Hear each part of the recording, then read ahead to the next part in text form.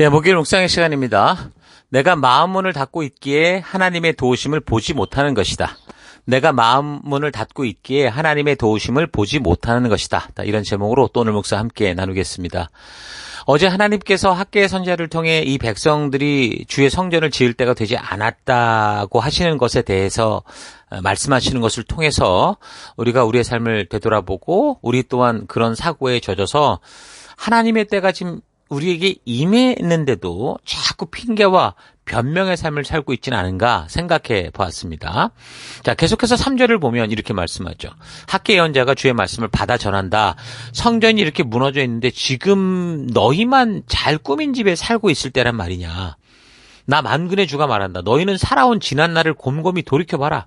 너희는 씨앗을 많이 뿌려도 얼마 거두지 못했고 먹어도 배부르지 못했고 마셔도 만족하지 못했고 입어도 따뜻하지 못했고 품꾼이 품삯을 받아도 구멍난 주머니에 돈을 넣음이 되었다. 그러니까 성전을 짓다가 지금 저항을 만났단 말이에요. 그래서 때가 아닌가 보다 생각하고 결국은 자기들의 삶을 위해서 자기들의 안정과 번영을 위해서 그렇게 이제 온 힘을 쏟았던 백성들의 삶을 보니 그러니까 뭔가 이 백성들이 애를 쓰고 정말 그렇게 노력하고 있는데도 보니까 그 삶을 되돌아보면 충분히 차고 오르지 않았고 밑 빠진 독에 물 붓는 식의 삶이 되고 있다라는 거를 발견하지 못했냐 이렇게 얘기를 하는 거죠. 그러니까 백성들이 포로에서 돌아와서 성전 재건의 기회도 어쨌든 뭐 여러 가지 이유로 저버리고 그다음에 정말 정착과 번영을 위해 좀 더 나은 집을 위해 나은 차를 사기 위해 애를 쓰고 노력했는데도 안 되더라는 거예요. 그러니까 자기들의 고향인 그 지역에서 자기들의 그 삶의 터가 여전히 미미하고 영향력 없이 허접했다는 거죠. 그러니까 이런 상황을 오늘 우리 부흥 발전된 사대를 살아가는 우리들에게 적용해 본다면 정말 물리적인 가난과 뭐 어려움들을 겪는 이들도 물론 있지만 더 많은 사람들이 과거에 비교해 보면 돈도 이전보다 더 벌고 음식도 나아졌고 여러 가지 지금 사회적 인프라도 굉장히 좋아진 것 같단 말이에요. 그런데 오히려 늘 뭔가 부족하다는 거예요. 더 필요하다고 고함을 치우고 뭐가 잘 사는 것 같은데 더 못 살아지고 만족함이 없고 불만이 가득한 모습이 가득 차다라는 거죠. 오늘 이 시대 모습 아닙니까? 요즘 시대 사람들이 빠진 함정이 바로 욕심이라는 함정이에요. 그래서 욕심은 뭔가를 끝없이 채워 넣어도 계속해서 늘 하나만 더 조금만 더를 외치는 그런 무적행과 같은 마음이라고 그랬잖아요. 그러니까 요즘 시대 사람들이 그 욕심이라는 그 무적행에 빠져 있다 보니 아무리 좋은 걸 많이 가져도 좋은 음식 많이 먹어도 좋은 곳에 가도 좋은 옷을 많이 입어도 누군가 옆 사람이 조금 더 많이 조금 더 좋은 걸 가지게 되면 또 그걸 가져야지만 속이 편한 그런 삶이 되는 거죠. 그러니까 이 시대 살만한 땅에서 살고 있는 대부분의 사람들은 다 여기 조금만 더 한 번만 더 이 병에 걸려 있는 겁니다. 왜 그럴까요? 7절 만군의 여호와가 말한다. 각자의 소형을 살펴봐라. 너희 딴 거 하지 말고 산에 올라가서 나무 베어다 성전 져라. 그러면 내가 그 성전을 기껍게 여기고 거기에서 내가 영광을 드러내겠다. 너희가 많이 거두기를 바랐지만 얼마 거두지 못했고 너희가 집으로 거두어들였으나 내가 그것을 흩어버렸다. 그 까닭이 뭐냐? 나 만군의 주의 말이다. 나의 집은 이렇게 무너져 있는데 너희는 저마다 제 집 일에만 바쁘기 때문이다. 그래서 하늘이 그쳤고 땅의 소출이 그쳤고 이 얘기 쭉 나오는 거예요. 그러니까 많은 사람들이 손으로 애쓰고 노력하고 땀을 흘려도 늘 밑빠진 독에 물 붓는 식의 삶으로 인해서 피곤하다는 거죠. 그래서 조금만 더, 한 번만 더 이런 병에 걸려 있다라는 거예요. 몸이 다 썩어 넘어져 죽어가기까지. 이게 왜 그러냐면 삶의 우선순위가 잘못됐기 때문이다라고 말씀하시는 겁니다. 사람들은 항상 지금 당장 사업이 바쁘고 학업이 바쁘고 뭐 직장이 바쁘고 힘들다고 하면서 언제라도 하나님과의 관계를 세워가는 일을 하지 못할 그럴듯한 타당한 이유를 굉장히 많이 만들거든요. 하나님이 부르시면 너무 분명하고 그게 가장 우리 삶의 1순위인데 이거를 안 하고 이걸 2순위로 되돌려버리는 너무나 많은 이유들이 있어요. 하나님의 뜻대로 부르심대로 사는 일은 늘 다음 주, 뭐 다음 달, 내년 뭐 이런 식인 거죠. 그래서 하나님이 말씀하시는 거예요. 너희 각자의 소행을 좀 살펴봐라. 그러니까 늘 자기 만족을 위한 조급한 삶에 빠져 있는 오늘 이 시대 우리의 삶을 향해 하나님이 외치시는 게 이 말씀인 거예요. 좀 되돌아봐라. 지금 당장 눈앞에 보이는 급한 일들이 정신 팔리면 그것을 처리하기 위해서 조급하고 너무 벅찬 삶을 사는 것처럼 보이죠. 그러나 오늘 학개선제를 통해 말씀하는 것은 그런 삶이 바로 구멍난 삶이다라는 거예요. 아무리 그렇게 애쓰고 살아도 그래서 더 뭔가 좋은 곳으로 쌓아놓는 것 같아도 근데 절대도 만족함은 누리지 못할 거다라는 거죠. 그러니까 이런 거예요. 타이타닉호 같은 경우 보세요. 이 배 바닥에 구멍이 났어요. 배가 침몰 중이라고요. 근데 그걸 모르고 가장 위층에 있는 수영장, 럭셔리 수영장에 물 샌다고 그 수영장 구멍 막겠다고 이 난리치는 거하고 똑같다라는 거죠. 그러니까 말씀으로 말미암는 삶의 바른 우선순위가 먼저 정해져야 돼. 이게 지금 하나님이 우리를 부르신 그 모든 부름의 가장 핵심적인 요소인 거죠. 이런 얘기 우리 듣지 않습니까? Put the first things first. 그러니까 이런 말을 많이 들었을 거예요. 그러니까 뭐라는 거예요? 급한 일을 처리하는 것도 중요하지만 그러나 우리의 삶에서 급한 일보다는 급하지 않아도 중요한 일을 처리하는 습관을 가져야 된다는 거 아닙니까?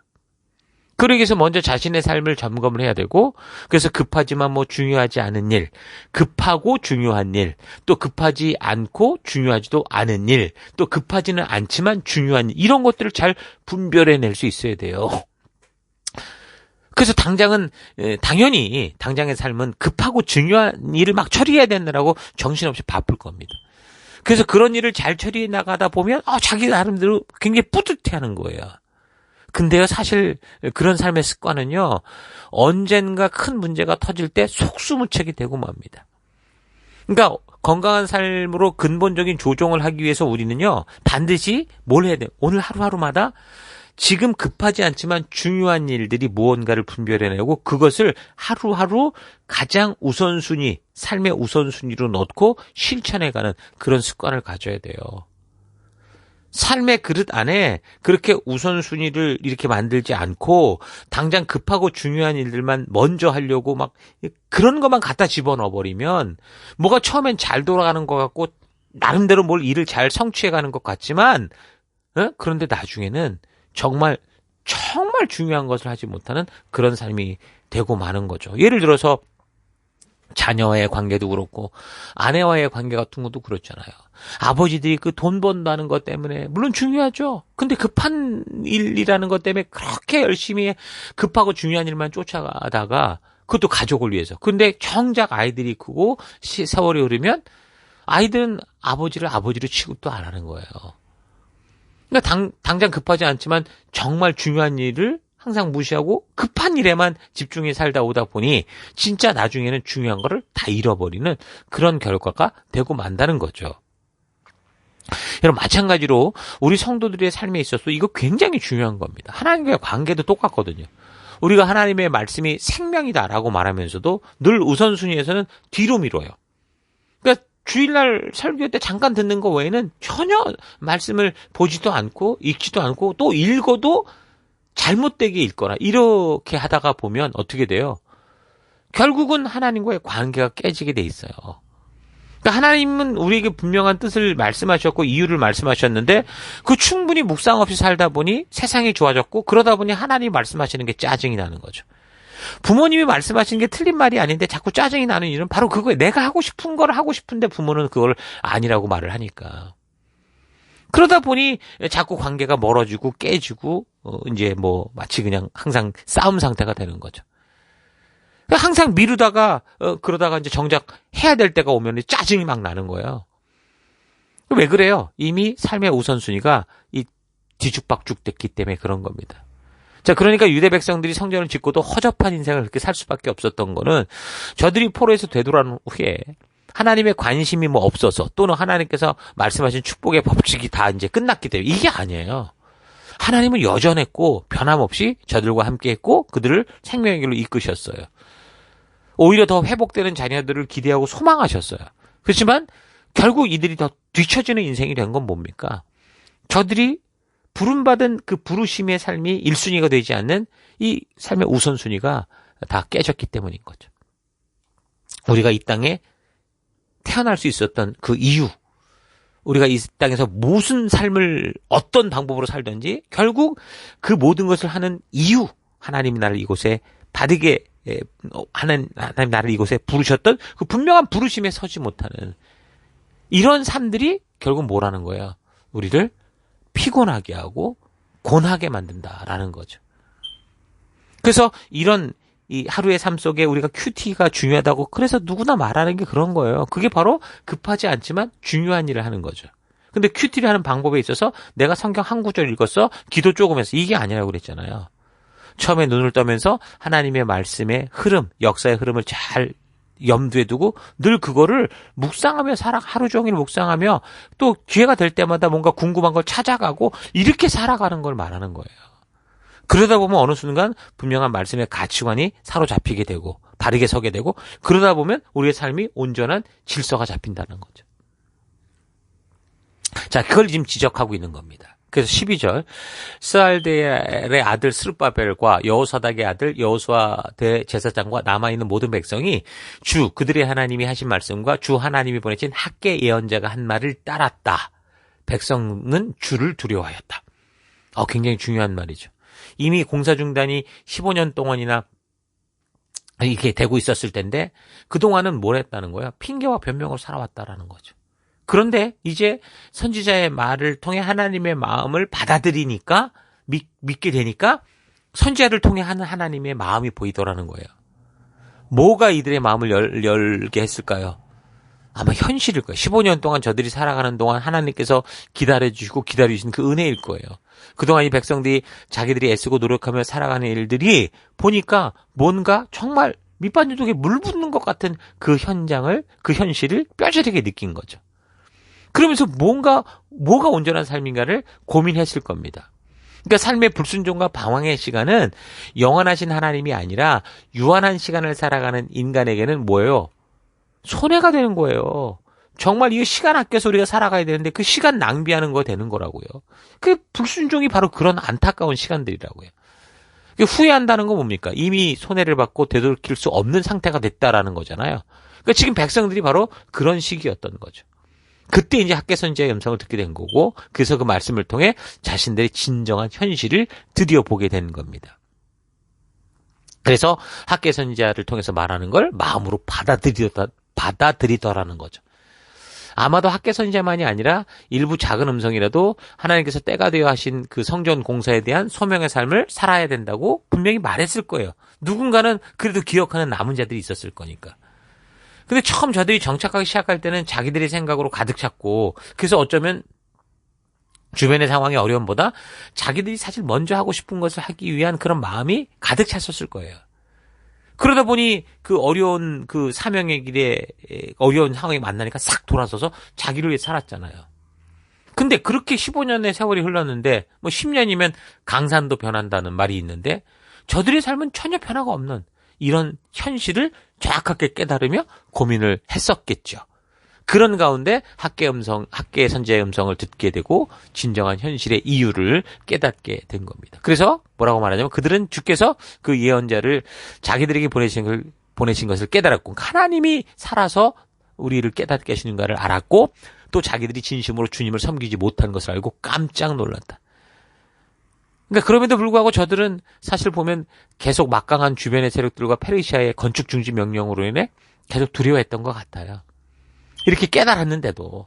그래서 마음을 연 백성들에게 어쨌든 하나님께서 말씀을 전하십니다. 13절 주의 특사 학개는 주께서 하신 말씀 백성에게 전했다. 내가 너희와 함께 있겠다. 나 주의 말이다. 그러니까 하나님이 함께 하신다는 사실은 정말 믿음의 눈으로 볼 수 있다면 이것처럼 사실 우리에게 가장 든든하고 강한 힘이 없을 거예요. 수많은 돈이 아니라 그 돈의 주인 대신 하나님과 함께 있는 게, 예? 수많은 어떤 그 병력이 아니라 그 모든 이 권세를 갖고 계신 하나님과 함께 하는 게 최고잖아요. 그런데 믿음으로 들으면, 믿음 없는 상태에서 이걸 들으면 하나님이 함께 한다라고 할 때 뭐 눈에 보이는 게 없다라는 거죠. 그러다 보니까 자꾸 이런 말을 들으면 짜증내고 막 반항심이 생기기도 합니다. 근데 하나님은 분명히 살아계시거든요. 그래서 하나님이 우리에게 주시는 변화는 그럼 뭐냐? 내가 너희와 함께 하겠다라는 변화는 상황과 환경을 너가 원하는 대로 바꿔줄게라는 말이 아니고요. 우리의 불안해하는 마음 속에 누가 주인되고 누가 이 땅의 역사의 주인이고 왜 이 역사에 이렇게 흘러가는지를 아는 그 하나님이 함께하겠다라는 거예요. 그러니까 우리 마음의 변화고 우리 중심의 변화라는 거, 우리 생각의 변화라는 거예요. 그래서 사람이 생각이 바뀌고 마음이 바뀌면 똑같은 악조건 환경 속에서도 그걸 뚫고 나온다니까요. 짓눌리고 핑계대고 남 손가락질하다가도 마음과 생각이 바뀌면 달라지는 게 사람이에요. 이제 백성들의 마음이 그렇게 열리니까 어떻게 해요? 하나님이 그동안 늘 함께 하셨고 변함이 없으셨고 이제 계속해서 변화 없이 너희와 함께 하겠다는 이 말이 너무 감동되고 참 힘이 됐다는 거죠. 우리도 왜 같은 찬양을 듣고 늘 예배를 드리다가 평소 아무런 감동도 없었는데 내 상황과 환경이 어떤 특별한 어떤 그 고통 속에 있을 때보다 보면 그 찬양이 그 말씀이 확 내 마음을 힘차게 차고 들어오고 눈물을 쏟게 하고 이러잖아요. 그런 것이었죠. 그래서 14절 주께서 스알디엘의 아들 스룹바벨 유다 총독의 마음과 여호사닥의 아들 여호수아 제사장의 마음과 남아있는 모든 백성의 마음을 감동시키셨다. 그러니까 뭐라는 거예요? 하나님이 억지로 바꿨다. 이게 아니에요. 마음이 열리는 그 음성을 듣는 이들이 하나님의 변함없음에 감동했다. 정말 하나님의 그 신실하심에 감동했다. 그래서 본문 그래서 백성이 와서 그들의 하나님 만군의 주의 성전을 짓는 일을 했다. 이렇게 말합니다. 15절 때는 다리우스 왕 2년 6째 달 그 달 24일이었다라고 말하죠. 자, 그러니까 뭐라는 거예요? 상황과 환경은 하나도 바뀌지 않았지만 저들의 믿음의 마음이 바뀌어서 생각이 바뀌고 생각이 바뀌어서 삶의 우선순위가 바뀌니까 곧바로 하나님께서 이 땅으로 되돌리며 주셨던 그 사명, 성전 재건의 사명, 그 부르심으로 바로 복귀하더라는 거예요. 그래서 우리는 여러분 삶에서 위기와 문제를 만날 때 자꾸 자기가 듣고 싶은 말을 찾아다녀서는 안 됩니다. 그러니까 사람들이 자기 듣고 싶은 말 찾으려고 미아리 점집 졸아다니고 그러는 거 아닙니까? 그런 삶은 헛되이 보낸 시간만 가득 차게 돼서 결국 삶의 끝에서 후회하고 통탄하게 돼 있어요. 그래서 위기와 문제를 만나게 될 때 말씀으로 이 병의 뿌리를 잡아야지 그 잠시 위기를 모면하게 해서 잠깐 마음 편하게 하는 무슨 강한 진통제 같은 것 이런 거 먹고 살려고 해서는 안 됩니다. 삶에서 무엇보다 먼저 말씀을 듣고자 하는 그 우선순위가 바르게 잡히면 우리의 무너진 마음이 참된 위로를 얻게 되고 삶이 무너지는 문제의 근원을 온전하게 고칠 수 있어서 그래서 그 결과가 진정한 회복이다라는 거죠. 자, 그래서 2장 7째 달 곧 그 달 21일에 여호와의 말씀이 선지자 학개에게 임했다. 또 이제 이렇게 말하라 라고 말하면서 이런 얘기를 해요. 3절 너희 가운데 남아있는 자 중에서 이 성전의 이전 영광 그러니까 솔로몬 시대의 그 이 흔적을 본 사람이 누구냐. 이제 이것이 너희에게 어떻게 보이냐. 이것이 너희 눈에 보잘것없지 않냐. 이렇게 말합니다. 이게 무슨 말이냐면 현재 재건하려던 성전의 규모가 옛날 솔로몬 성전의 규모에 비하면 너무 초라했던 거죠. 너무 형편이 없으니까 어떤 사람들이 그것 때문에 낙심했던 것 같아요. 이 성전을 이제 제대로 지으려고 하다 보니 그게 눈에 보이니까 이게 무슨 성전이냐. 이래가지고 여기다 어떻게 하나님 모시냐. 이런 식으로 하면서 또 핑계와 변명 속에 어떻게 했다라는 거예요. 무너져 가더라는 거죠. 그러니까 하나님께서 이렇게 말씀하세요. 맞다. 분명히 이 성전의 규모는 솔로몬 성전에 비하면 초라하다. 인정하십니다. 2장 4절 그러나 여호와가 이르노라 스룹바벨아 스스로 굳세게 할지어다 여호수아야 굳세게 할지어다 모든 백성아 굳세게 해라 내가 너희와 함께 한다 이렇게 말씀하시는 거예요. 그러니까 무슨 말이에요? 건물의 규모가 나한테는 문제가 아니다. 나는 지금 좋고 화려한 성전에 거하냐 거하려고 하는 게 아니다. 비록 초라하고 보잘것없어도 바른 믿음 하나님이 거하실 만한 마음 나와 함께 동행할 수 있는 그 믿음의 그 터가 지어지는 것 그 마음의 성전 이게 중요하다. 그러니까 마음 굳세게 해라. 겉의 화려함이 아니라 마음의 겸손함을 지켜가라 이렇게 말하는 거죠. 하나님은 겉을 보시는 게 아니라 겉이 초라해도 그들의 바른 마음 중심을 보시고 그 마음과 함께 한다라고 말씀하는 겁니다. 오늘 이 시대는 참 화려함에 쉽게 속아 넘어가는 세상이죠. 거칠애가 극을 달하고 있습니다. 사람을 겉으로 보죠. 뭘 입었냐, 뭘 신었냐. 그러니까 모두가 겉모습을 그래서 바꾸느라고 정신이 없습니다. 그런 산업이 돈을 많이 벌어요. 그러나 우리 성도는 화려한 길, 좋은 관계를 찾아가는 사람들이 아니라 좁지만 바른 길, 말씀대로 살아가는 바른 관계를 따라 순종의 길을 걷는 사람이에요. 요즘처럼 유혹이 많은 이 세상에서 믿음의 삶을 지키기 위해서 우리는 다니엘처럼 결단이 있어야 돼요. 어떤 상황과 환경이 다가와도 나는 이 하나님이신 말씀의 가치, 부르심 따라 살겠다고 하는 그런 뜻을 정해야 되고 결단해야 됩니다. 하나님 말씀대로 살 것을 결단하고 어떤 상황과 환경이 다가와도 그 말씀의 가치를 따라가는 그 길을 걸을 것이다. 그것이 비록 사망의 음침한 골짜기일지라도 나는 그 길을 믿음으로 걷겠다. 마음을 굳게 잡아야 돼요. 그러니까 모든 문제는 하나님이 변해서가 아니라니까요. 우리 마음이 자꾸 왔다 갔다 해서 문제라는 거예요. 그래서 우리의 마음을 굳게 하면 말씀에 바르게 세우면 돼요. 그러니까 하나님은 어제나 오늘이나 세상 끝까지 절대로 변하는 분이 아니라고요. 2장 5절 너희가 애굽에서 나올 때부터 내가 너희와 언약한 말과 나의 영이 계속해서 너희 가운데 머물러 있었다라고 말합니다. 그러면서 9절에는 이 성전에 지금 짓는 이 성전이 성전의 나중 영광이 이전 영광보다 클 거다. 그렇게 말합니다. 그러니까 뭐라는 거예요? 우리가 보이는 느낌과 감각에 의존하지 말아라. 규모와 양에 속지 말아라. 화려함에 속지 마라. 입은 명품에 속지 마라. 그러니까 하나님의 진심과 진리가 통하는 공동체가 될 때 신의산 언약과 같은 일이 벌어진다. 어떤 일입니까?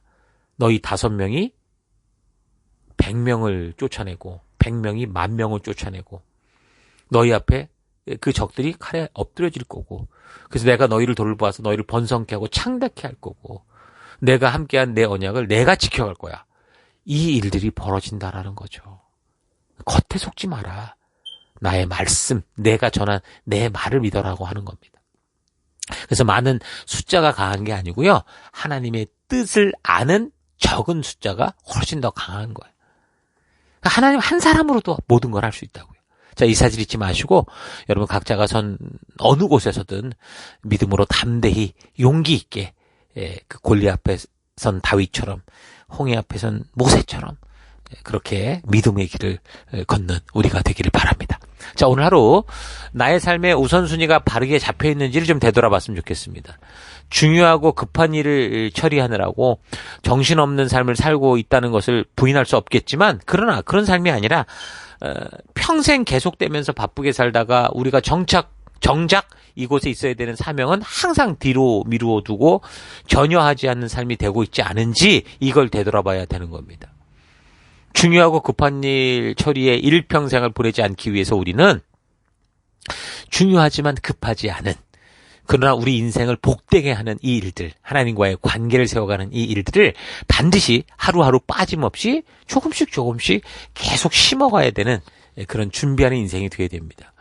포로에서 돌아온 유다 백성들이 성전 재건을 멈춘 거는 중요하고 급해 보이는 그 생존의 문제들로 인해 그렇게 된 것이었는데 그런 삶의 스타일에서는 그 멈추었던 성전 재건의 일을 다시 할 수 있는 자발적 기회는 결코 오지 않아요. 맞습니다. 중요하고 급한 일에만 신경 쓰고 살다 보면 절대로 우리가 이 땅에 존재하는 소명의 길에 서지 못해요. 죽을 때까지 시간이 안 나요. 항상 시간이 모자라다고 생각할 뿐이지 결코 이 시간은 만들어서 하는 거다라고 생각지 못하는 거죠. 그렇게 15년이라는 세월을 보내면서 유다 백성들이 깨닫게 된 것은 밑빠진 독에 물 붓는 삶이었다라는 거예요. 자기들을 보니. 그러니까 하나님께서 돌아봐 주시지 않아서가 아니라 우리가 마음을 닫고 있어서 하나님께서 일하시고 도우시는 손길을 거부하고 있었던 것을 보게 되는 거죠. 시간이 없을 때 못하는 일? 여러분 그렇다면요. 시간이 나서도 못해요. 시간은 저절로 나는 게 아닙니다. 삶의 우선순위를 바르게 조정해서 만들어내야 되는 거예요. 하나님은 언제나 변함없이 이런 삶의 원칙을 살아가도록 우리를 부르십니다. 여러분 태양은 언제나 하늘 그 자리에 떠 있죠. 그런데 그 구름이 그것을 가리게 될 때 우리는 그 태양을 보지 못하는 거죠. 하나님과 우리 사이가 그래요. 하나님은 언제나 어제나 오늘이나 영원토록 변함없이 같은 마음으로 우리를 부르세요.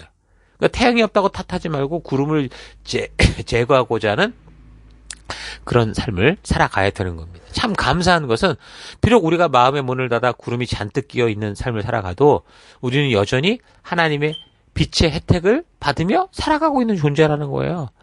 아무리 이 지구의 모든 사람이 뭐 하나님을 거부해도 하나님의 은혜 때문에 지금 이렇게 살고 있다라는 거죠.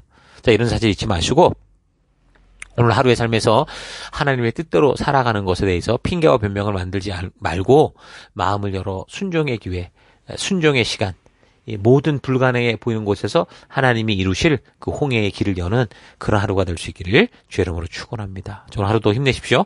잠시 기도하겠습니다.